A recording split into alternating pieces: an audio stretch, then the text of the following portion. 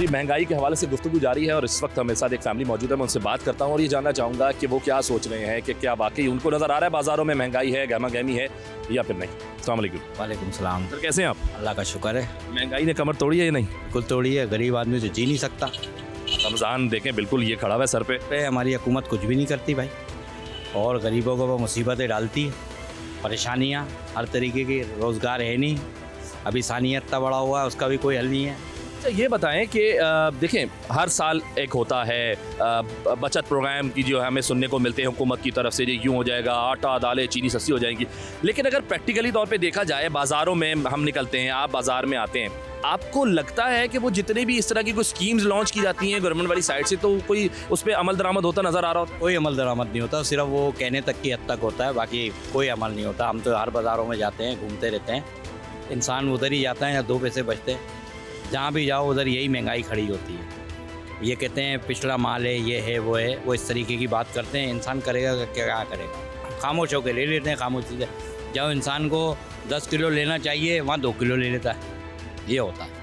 अच्छा, ये अब जैसे इस तरह के बचत बाज़ार लगाए जाते हैं, अगर हम ग्राउंड्स वगैरह के अंदर यहाँ से जो ख़रीदारी होती है, अगर मैं इस पर बात करूँ कि यहाँ से जो चीज़ें ख़रीदते हैं, सब्ज़ी है या अगर हम राशन का अगर सामान यहाँ से लेके जा रहे हैं, दालें चीनी रमज़ान के हवाले से भी, तो क्या उसमें थोड़ा बहुत फ़र्क नज़र आ रहा है? थोड़ा बहुत फ़र्क नज़र आता है। ये दरअसल हमारे नज़दीक है तो हम यहाँ ज़्यादा आते हैं, तो यहाँ पर जो ना बड़ा अच्छा बाज़ार लगता है, बहुत अच्छा लगता है और काफ़ी बचत हो जाती है यहाँ पर। और बाज़ारों की निस्बत ये बाज़ार बेहतर है, बाज़ार ये।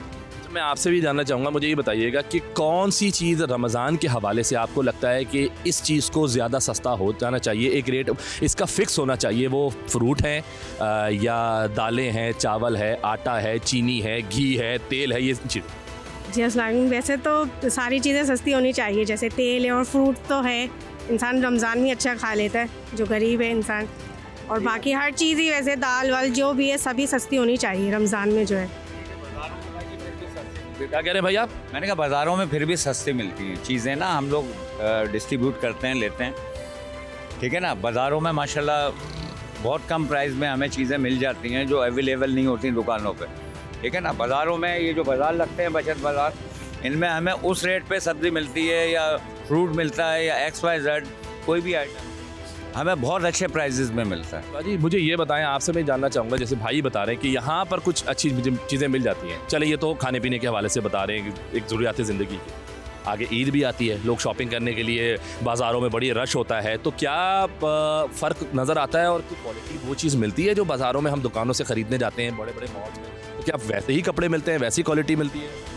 है तो बस थोड़ा बहुत फ़र्क तो है, लेकिन वहाँ की बात अलग है और यहाँ है कि हमारे लिहाज से तो सही है। आप क्या गवर्नमेंट से क्या कहना चाहते हैं, किस तरह की अपील करना चाहते हैं? क्योंकि रमज़ान अब बिल्कुल दरवाज़ा खटखटा रहा है, तो जाहिर सी बात है, और महंगाई जो है वो रोज़ बढ़ती चली जा रही है, बढ़ती चली जा रही है। गवर्नमेंट से कि खुदारा गरीबों पे करम करें, उनके ऊपर रहम करें, सस्ती चीज़ें करें। जो गरीब खाता है वो चीज़ें इस्तेमाल जो करता है वो सस्ती होना चाहिए, बजाय कारों के बाइकों से।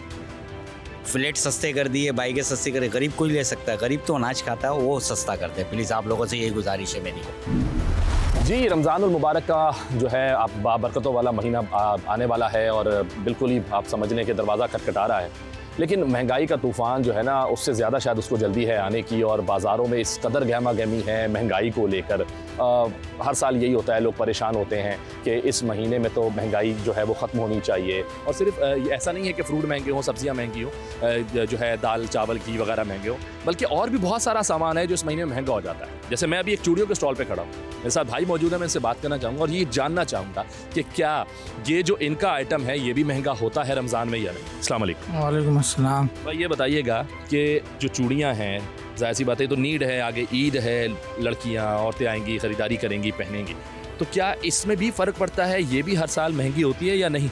नहीं, इसमें ये फ़र्क पड़ता है, 19-20 का होता है रेट मार्केटों से। बाज़ार में फिर भी रेट बहुत सस्ता है, मार्केटों में डबल है। बाज़ार में हमारे जैसे 50% है तो हमारे 25% हम इधर सेल करते हैं। इधर बचत बाज़ार में हमारे को बहुत फ़ायदा है।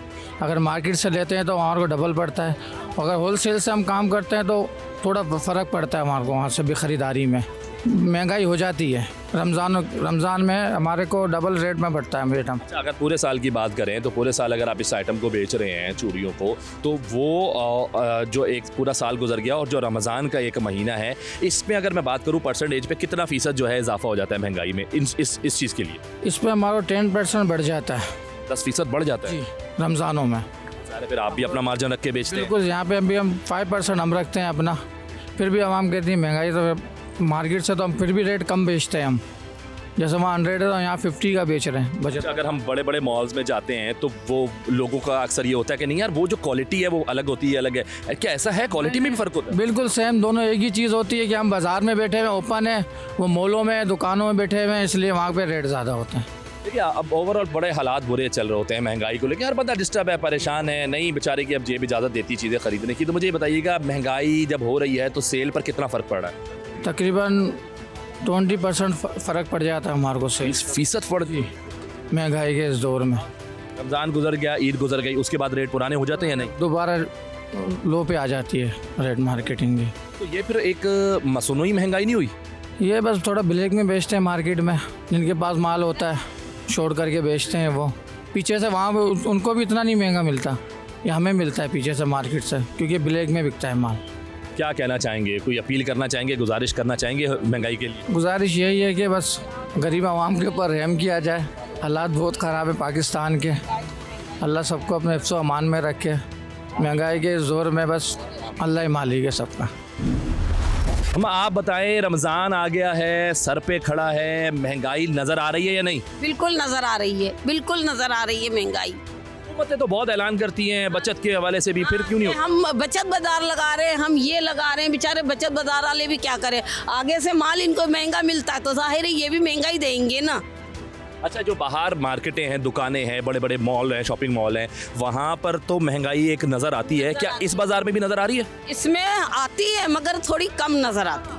अच्छा, ये थोड़ा सा जेब पर भारी नहीं पड़ता? हाँ, ये थोड़ा जेब पे भारी नहीं पड़ता है, लेकिन आती है यहाँ पे भी नज़र, लेकिन थोड़ी कमी हो जाती है इसमें भी। अच्छा, लोगों का तो ये भी कुछ का मानना होता है कि रमज़ान में महंगी कर दी जाती है, मसनूई महंगाई होती है, फिर वापस रेट आ जाता है। जैसे सब्जियां हैं, सब्जियां अपने अरूज पे चढ़ जाती हैं, जैसे पालक है, आलू है, प्याज है, ये सब चीज़ें अरूज पे चढ़ जाती हैं, इतनी महंगी हो जाती है कि बंदा गरीब आदमी कुछ नहीं कर सकता। और फ्रूट तो पूरा साल अगर कोई खा रहा है, रमज़ान में तो वो उसकी पहुंच से इतना दूर हो जाता है जैसे पता नहीं क्या हो गया। वाकई फ्रूट नहीं खरीद सकता, जबकि फ्रूट ज़रूरी है रोज़ेदारों के लिए।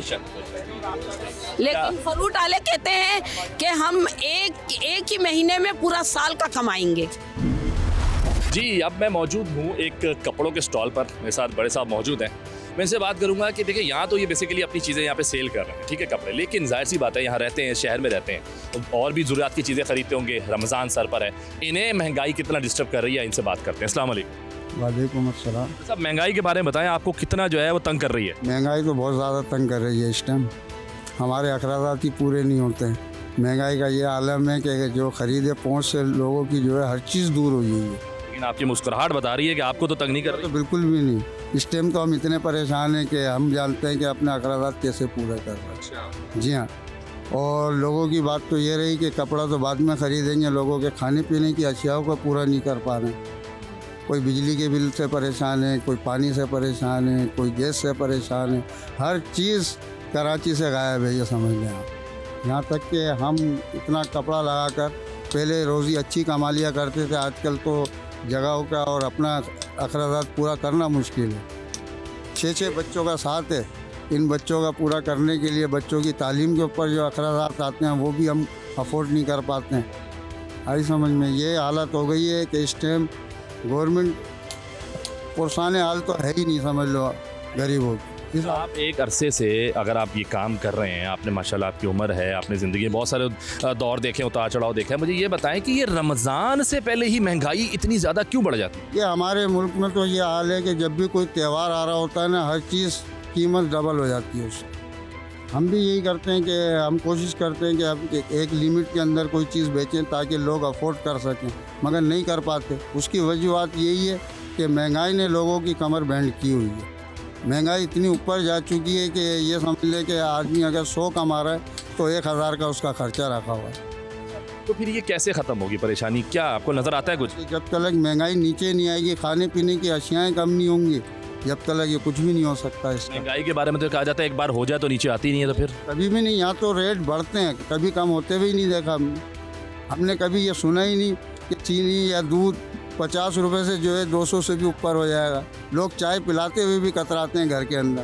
पहले तो मोहब्बत से बुलाया करते थे कि चले आए, 10 जने आए तो 20 जनों की चाय का बंदोबस्त हो जाया करता था। आजकल तो 2 चाय का बंदोबस्त करना मुश्किल हो जाता है। रेट लिस्ट भी एक रमज़ानों के हवाले से अगर दे दी जाती है बाज़ारों में, हर जगह जी, सब्ज़ी वाले हों, राशन वाले हों, घी, तेल, गोश्त, हर जगह आप एक रेट लिस्ट नज़र आ रही होती है, ठीक है जी, फिर भी अमल नहीं हो रहा था। अभी क्या अमल होगा? ये देखो ना, चीनी को आसमान पे ले गई है, घी तेल को नीचे उतार दिया, फिर ऊपर लेकर चले गए। 390 रुपये किलो से उठा के उन्होंने 500 रुपये किलो कर दिया। आप ये बताएं ना, खाने पीने की अशियाओं पर कंट्रोल नहीं है तो किसी और चीज़ पे क्या करेगी ये गवर्नमेंट? इन दिनों में तो रिलीफ देना चाहिए कि चलो रमज़ान का महीना, हर आदमी रोज़े से होते हैं, हर चीज़ के रेट थोड़े कम होने चाहिए।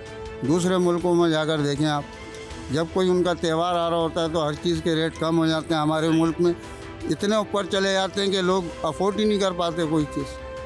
अच्छा, आपका जो मैंने देखा माशाल्लाह स्टॉल बड़ा कलरफुल नज़र आ रहा है, इसमें रंग बिरंगे कपड़े लगे हुए हैं। अपने बारे में बताइएगा कि जो आपके पास से जब ख़रीदारी करने कोई आ रहा है तो क्या उसे भी यहाँ आके महंगाई का सामना करना पड़ा है? वो शिकायत करता है महंगाई की? बिल्कुल करते हैं घर।